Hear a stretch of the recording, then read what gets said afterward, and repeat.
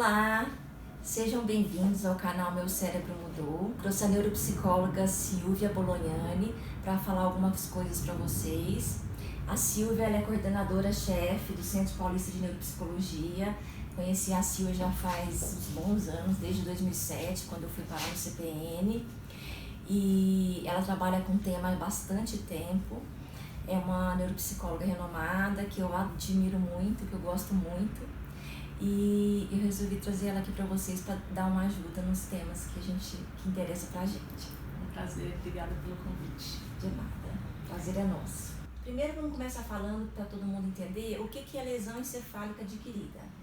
A lesão encefálica adquirida é um termo que define uma condição, a LEA, né, lesão encefálica adquirida, uma condição do cérebro, que é um cérebro que nasceu sem dificuldades, nasceu saudável e em algum momento da vida sofreu uma lesão, né, teve uma causa que criou uma lesão e a partir de então a pessoa tem uma lesão encefálica adquirida, né, diferente de outras condições que o cérebro já tem um problema de desenvolvimento intraútero e se desenvolve desde o início com dificuldades.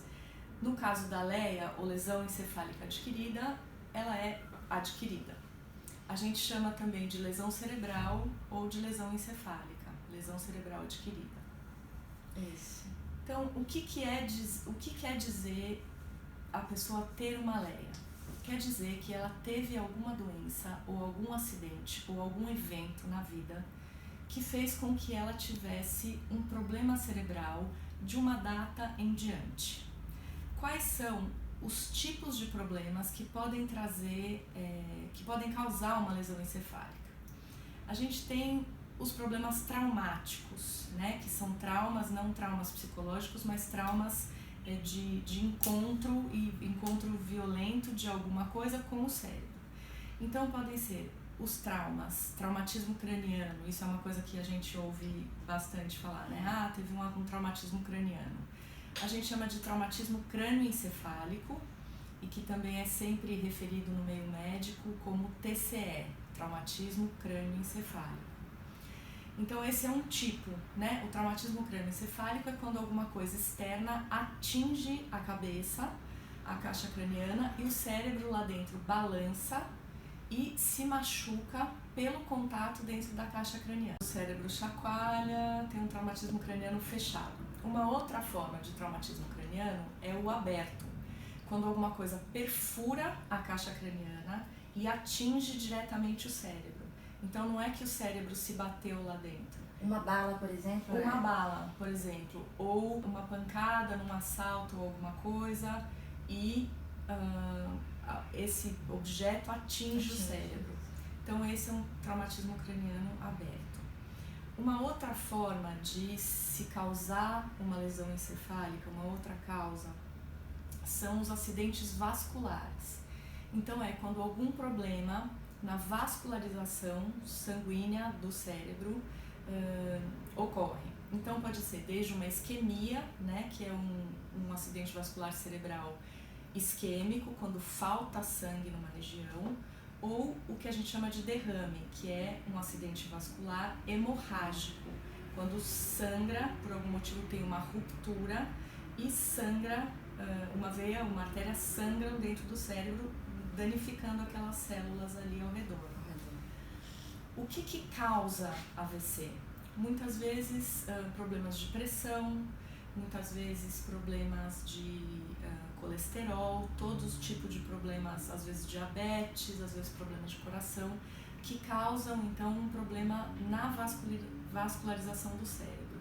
Uma outra forma é o aneurisma, que o aneurisma em si ele não é o acidente, o aneurisma é a causa do acidente.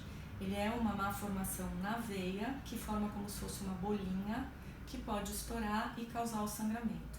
Então, geralmente, quem teve uma lesão encefálica adquirida por um aneurisma é porque esse aneurisma sangrou. Tem a MAVE também, né? Isso, que é uma má formação, né? Uma má formação arteriovenosa, que também é essa causa. Pela má formação da artéria ou da veia, pode haver um esgarçamento do tecido e o sangramento. Tá. Uma outra classe de causas são as infecções, ou de origem bacteriana ou de origem viral. Então são as encefalites, as meningites, né? São infecções que começam em algum lugar do corpo ou que começam nas próprias estruturas que protegem o cérebro, que são as meninges, e essas bactérias ou vírus entram no tecido encefálico e acabam danificando as estruturas celulares. Então, dependendo da região, essas regiões, essas funções vão ser mais comprometidas, mas de forma geral o que a gente vê é que é difícil que as lesões encefálicas sejam muito localizadas, né? É mais raro que elas afetem uma função só. Isso, em geral, nos acidentes isquêmicos muito definidos ou nos acidentes vasculares muito definidos, muito pontuais, a gente vê problemas ou dificuldades mais pontuais. No geral, a gente vê que mesmo sendo uma região só afetada por uma infecção ou um tumor, né, o cérebro tem um funcionamento muito colaborativo, né, de sistemas que se integram. Então, muitas dificuldades podem acontecer, mesmo que seja só uma lesão num lugar pequeno. Entendi.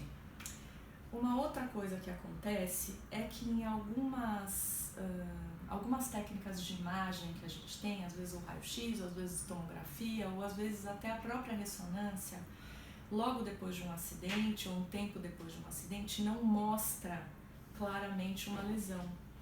Então, a pessoa fala, não, mas não tem uma lesão encefálica. E por isso, o diagnóstico de lesão encefálica ele tem que ser feito pela história e pelo funcionamento, né, pelas capacidades da pessoa. Porque não é porque a gente não consegue ver num exame que não tem a dificuldade, né? É mais fácil a gente dizer que é uma deficiência do exame, da investigação, do que de não ser uma lesão. Acho isso muito importante falar. Porque através do blog, até mesmo a Gi que está ali com a gente, ela também não. O exame dela é normal, a imagem é normal, a tomografia é normal. E eu recebo também muita gente falando, meus exames dão normais, mas eu sinto tudo isso e às vezes eu vou no médico, o médico fala que não é nada porque meu exame está normal. E a gente sabe que não é assim, né? Isso. Então isso é uma coisa muito importante.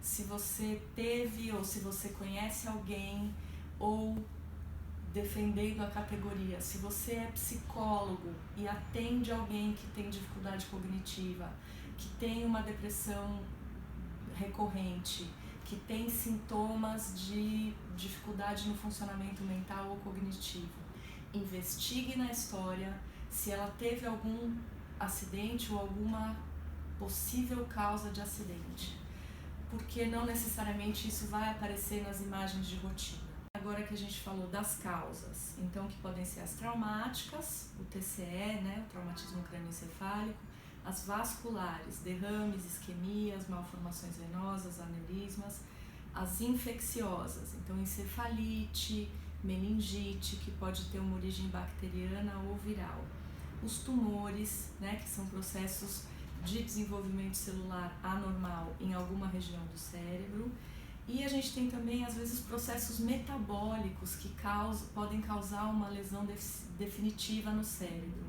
Em particular, existe uma síndrome alcoólica que, pelo excesso de ingestão de álcool e falta de alimentação, falta de nutrientes, o cérebro passa a ter uma lesão definitiva e causa principalmente amnésia.